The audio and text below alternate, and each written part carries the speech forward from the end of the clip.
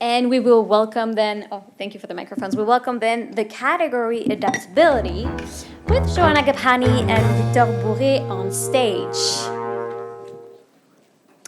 Thank you so much for coming back.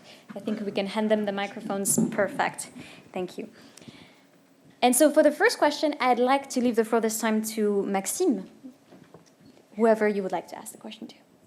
Okay, so Wiktor, if it's maybe fine for you, ladies first. So I will start with Johanna. In French, if En possible. français. Parfait.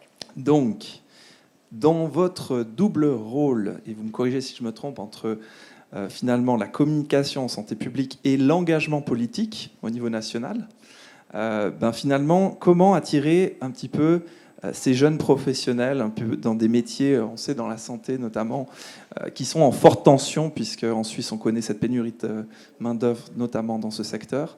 Comment faire pour attirer ces jeunes talents ? Bon, actuellement, je fais 100% de politique, donc j'ai plus de mandat au niveau privé, malheureusement, mais c'est plus possible dans notre monde politique. Un élément qui est hyper important, et vous le vivez tous les jours, c'est on a beaucoup parlé de passion aujourd'hui, et je pense que c'est de donner envie aux gens de faire un métier.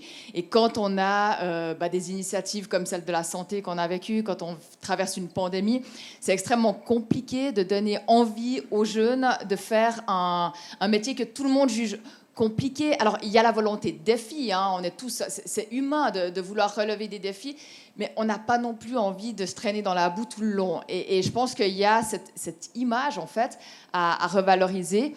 Et dans un monde que je connais un tout petit peu plus aussi, c'est le domaine de l'agriculture, où on vit les mêmes défis, où souvent on a tendance à dire « oui, mais un agriculteur, il gagne 17 francs de l'heure ». Eh bien, c'est extrêmement compliqué aujourd'hui de donner envie aux jeunes de devenir agriculteurs, alors qu'il y a des entrepreneurs fous qui sont dans l'agriculture et qui gagnent bien plus que 17 francs de l'heure. Donc, c'est un petit peu cette image, parfois, qui colle au basket, et on a besoin de revaloriser. Et c'est ceux qui sont le plus passionnés qui le font le mieux. And talking about talent retention, I think, Maxime, you have also a similar question to our other nominee, Wiktor. Okay, so I go and move forward. Thank you. So we move from maybe politics to tech in a fast evolving company like yours, where you started very young and now you have an IT company with colleagues in more than 15 countries, if I'm not mistaken. How do you make sure or transmit corporate culture and retain your talent as well?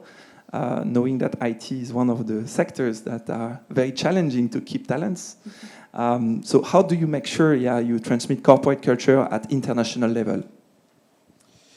I think there's the answer of the corporate answer. So there's the corporate with all the HR and benefits, from salary perspective to stock option to interest to the capital, to bringing very high-level profiles inside the company who already grew from zero to billions of revenues and recruiting many talented people. So I think there's no recipe, but there are standards that somehow you apply.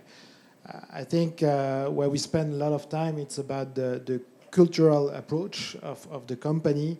It's always very big words. I'm not a big fan of hashtagging any values on a wall. I think it's very hard to do this, but we spend a lot of time being us too.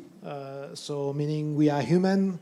I think being very transparent in this fast-growing company. You make mistake, and we make mistake really every single week.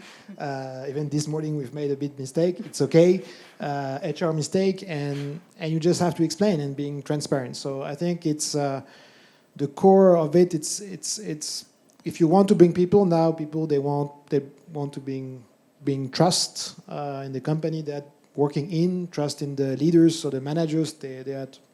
Everybody is looking for impact. Impact, it's way too big word. Everybody is looking for impact, but they are also looking for a company, a team, and what's success. Behind money, behind anything. It's what you want to bring in the next 10 years we want to have impact. So I think we are kind of a school too in our company. So I used to say, okay, it's part of the journey, and I hope that in the next 20 years, you will remember that you went through techness and that it was also a learning progress. Thank you, Victor. Noam, do you have a follow-up question to any of our nominees? Sure, always. Pour vous, Johanna, qu'est-ce qui vous a donné envie de vous inscrire, on va dire, dans la politique? Est-ce que c'est d'apporter un changement dans on va dire comment on peut expliquer ça? Un tout qui vous plaisait pas forcément, d'avoir votre mot à dire dans ce que le pays, le canton finalement a à dire. Comment est-ce que vous est venue finalement l'envie de vous mobiliser en politique? Merci beaucoup pour la question. C'est toujours difficile à trouver vraiment le point de départ, mais j'avais une certaine reconnaissance dès le départ d'être déjà né dans ce pays où, d'où qu'on vienne, quel que soit notre milieu social aussi, on a cette liberté finalement de choisir ce qu'on veut faire et on a très peu de limites. Et moi, l'absence de limites, c'est un point central de mon engagement. Et c'était cette volonté, finalement, de faire en sorte que la Suisse de demain, alors elle ne soit pas comme la Suisse d'aujourd'hui, j'espère pas, j'espère qu'on aura fait un pas en avant, mais qu'on aura toujours ça et qu'on aura toujours cette liberté pour toutes et tous de faire ce qu'on veut et puis d'aller aussi loin qu'on peut et qu'on veut. Et c'est un challenge en politique parce qu'on a plutôt tendance à limiter qu'à permettre, mais c'est là où c'est passionnant parce qu'en fait, le rôle de l'État, selon ma vision, c'est vraiment de permettre. Et c'est de permettre d'avancer, c'est de permettre aux gens de faire ce qu'ils sont capables, ce qu'ils ont envie de faire. Et ouais, je crois en l'être humain, donc ça m'anime chaque jour. Thank you very much, Johanna. Yannick, would you like to ask your question too?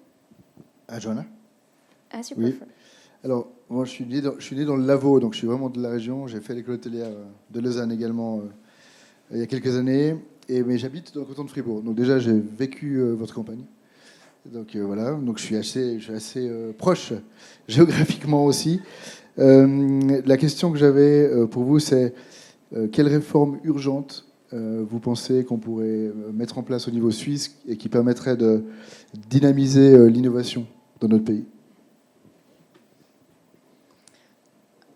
Bon, un des domaines dans lesquels je m'engage et qui est en cours actuellement, c'est le Fonds sur l'innovation. C'est un élément pour moi qui est essentiel parce qu'en fait, on est dans un pays où on investit pas mal. Là, je ne parle pas que de l'État, mais aussi le privé investit beaucoup dans l'innovation. On est très bon en termes d'innovation, de dépôt de brevets.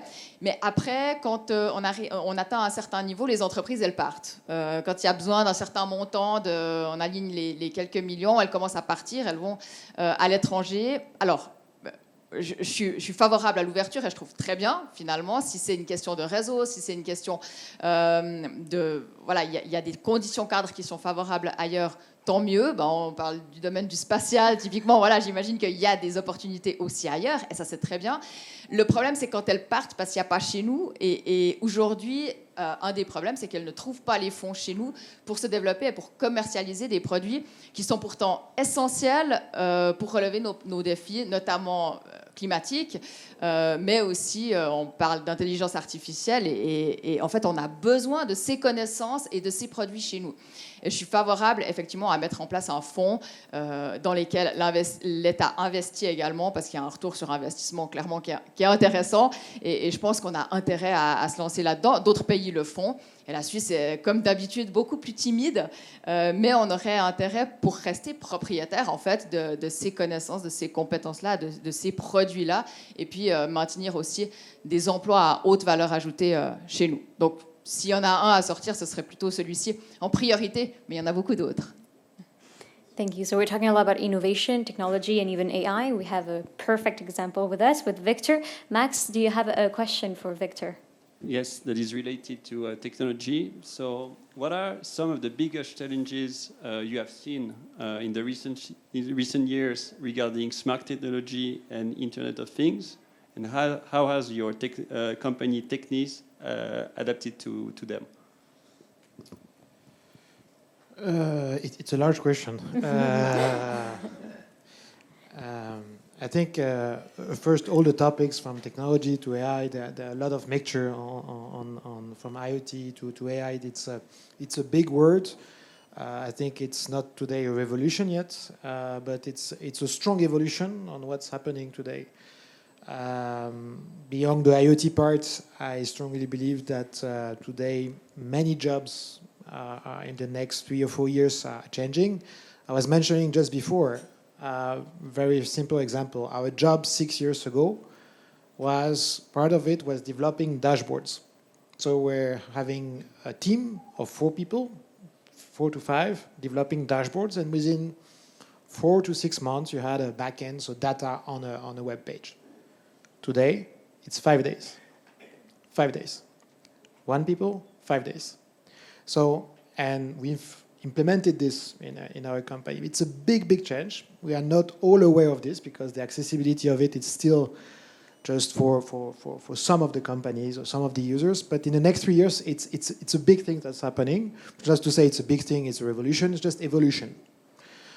So that's one of the big, I think, topic. But it has not, I think, impacted all the big challenges of the world. Today we're talking about productivity, optimization of cost, increasing revenues.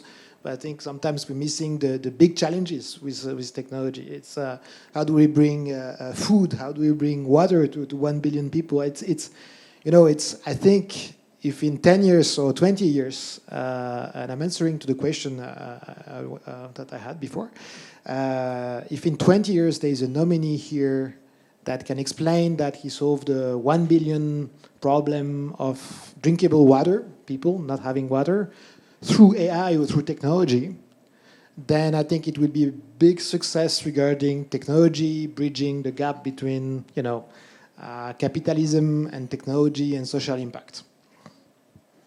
Noam, you're also very involved in this social impact and the climate change. Do you have a follow-up question for Wiktor? Yes, always. I've read you were very involved in the Paris Olympics with your company. Is that right? First? Yes. Can you tell us more? Can you tell us more about your involvement in the Paris Olympics and how your company shaped a better experience for not only the organizers, but also for the people and I would say the crowd cheering for their favorite athletes? So a first disclaimer is that there is a big committee not far from here that is actually organizing these games. And to be able to talk about the story and working with this committee, you need to pay quite a lot to be a sponsor. So you can't really use the names. That's why I will just name them the organizer, right? So you have to pay 100 million per year to talk about it. But still, we were in Paris over last summer, and we've deployed our technology over 28 sites to secure, protect millions of spectators, visitors through different types of technology, through video surveillance, camera-based systems recognitions, through counting people, through different air quality control for the air, for example, for the environment. And it was a very, very intense experience for us. For more than 2 months, you're deploying over Paris, over France, many sites. And the impact was securing, I think, the site. So it was a very big win for us. And thanks to this, we won many other I think, contracts because it gave a lot of visibility and a lot of notoriety in the international other countries than Switzerland and France. Thank you, Wiktor. And Noam, I'd like to leave the last question to Max, maybe for Johanna. Oui, en français cette fois-ci.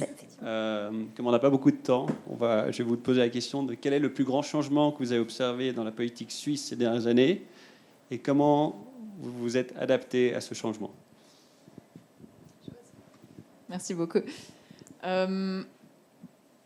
Depuis la première campagne que j'ai faite, c'est la communication qui a énormément changé. Pas tellement sur la méthode de travailler, je trouve qu'on est resté plutôt classique, mais sur la manière de communiquer nos décisions et puis la manière d'expliquer. Il y a eu, comme dans tous les domaines, une accélération des processus et il y a une implication très différente des gens qu'il y avait il y a quelques temps. Au tout début, quand j'ai commencé, une de mes premières campagnes, c'était pour le Conseil national en tant que jeune, mais une des toutes premières où j'ai gagné, c'était au niveau local dans ma ville. Et mon papa m'a un peu regardé avec les grands yeux en me disant « tu fais campagne pour ça ?» Et en fait, c'était pas du tout commun de faire campagne. Et maintenant, c'est vraiment devenu une machine, quoi. Si on veut être élu, si on veut être connu, il faut faire campagne. Et ça a énormément changé. Mais moi, je le vois comme un point positif. Et on a tendance à dire, est-ce qu'il faudrait limiter le droit d'initiative ou est-ce qu'il faudrait augmenter le nombre de signatures qui sont nécessaires? Et en fait, pour nous, c'est clairement une opportunité aussi pour expliquer ce qu'on fait, pour donner davantage aussi de poids à nos décisions. Et je trouve plutôt positif, mais c'est clair que c'est un défi. Et c'est un défi d'avoir, vous le vivez aussi, mais d'avoir l'information qui est juste. Et avec les fake news et avec tout ce qu'on voit aujourd'hui, c'est très compliqué de rester dans le juste. Mais c'est aussi notre job et c'est passionnant. Faire face à des défis. Merci beaucoup, Johanna. Thank you, Wiktor. We can give them a round of applause for this interview.